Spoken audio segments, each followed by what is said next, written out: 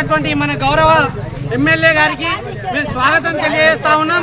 దాంతోపాటు మా ఊరికి సంబంధించినటువంటి కొన్ని సమస్యలు ఉన్నాయి. అందులో ముఖ్యమైనటువంటి సమస్య వక్ఫ్ బోర్డు సమస్య. మీరు మీ ఎలక్షన్ క్యాంపెయిన్లో కూడా వక్ఫ్ బోర్డు సమస్యని ఖచ్చితంగా తీరుస్తామనేటువంటి మాట ఇచ్చారు సార్. వక్ఫ్ బోర్డు సమస్య అనేటువంటిది శాశ్వతంగా తొలగించేటట్టు మీరు కృషి చేస్తారనేటువంటిది కూడా మేము నమ్ముతా ఉన్నాం, మేము విశ్వసిస్తూ ఉన్నాం.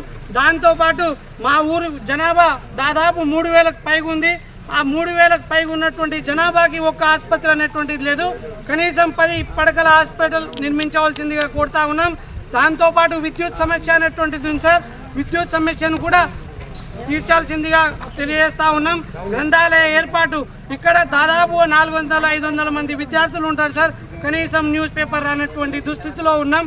సో గ్రంథాలయ ఏర్పాటు చేయాలనేటువంటిది కూడా అది స్పెషల్గా మీ నిధులతోటి చేస్తే ఇంకా మాకు సంతోషం అనేటువంటిది కూడా మేము తెలియజేస్తా ఉన్నాం. కర్తాల నుంచి పడకల్ గేట్ వరకు బీటీ రోడ్డు త్వరితగతిన పూర్తి చేయాలనేటువంటిది కూడా మేము మీ దృష్టికి తీసుకొస్తున్నాం సార్.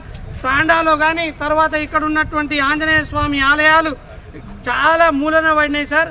ఆ యొక్క ఆలయ నిర్మాణానికి కూడా మీరు కృషి చేయవలసిందిగా కోరుతా ఉన్నాం. ప్రతిరోజు కర్తాలకి ఈ విద్యార్థులు చిన్న పిల్లలు వెళ్తూ ఉంటారు సార్. బస్సు సమస్య అనేటువంటిది చాలా ఉంది.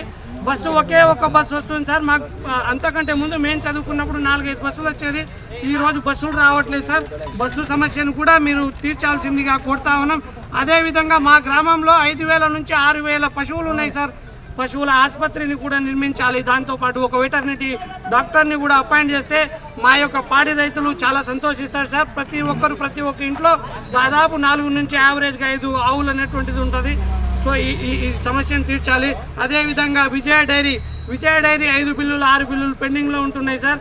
ఈ విజయ డైరీకి మీరు అసెంబ్లీలో మాట్లాడితే ఖచ్చితంగా మీకు ఈ యొక్క రైతులు అందరూ తోడు ఉంటారు, వెన్నుదట్టు ఉంటారు.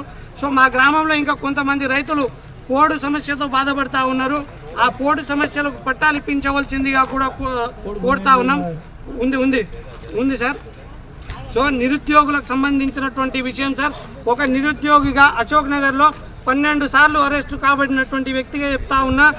ఎందుకంటే GO29 సమస్య చాలా పెద్దది. SC, ST, BC మైనారిటీ పిల్లలు, మాసోంటి పిల్లలు మేము చదువుకున్నాం. మేము ఒక రైతు బిడ్డలంగా సార్ ఈ సమస్యను మీరు ఖచ్చితంగా ఈ అసెంబ్లీలో మీ దృష్టికి కూడా నేను కాల్ చేసి కూడా 2-3 సార్లు మాట్లాడాను సార్. సో ఈ GO29 అనేటువంటిది ఖచ్చితంగా తీసేసి పాత GO ప్రకారంగా GO55 ప్రకారం ఇస్తే అది మేము చాలా సంతోషపడతాం, మేము రుణపడి ఉంటాం అనేటువంటిది కూడా చెప్తా ఉన్నాం.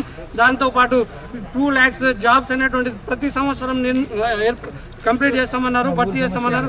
సో దాంతోపాటు మనది కూడా అయిపోయింది సార్. ఇది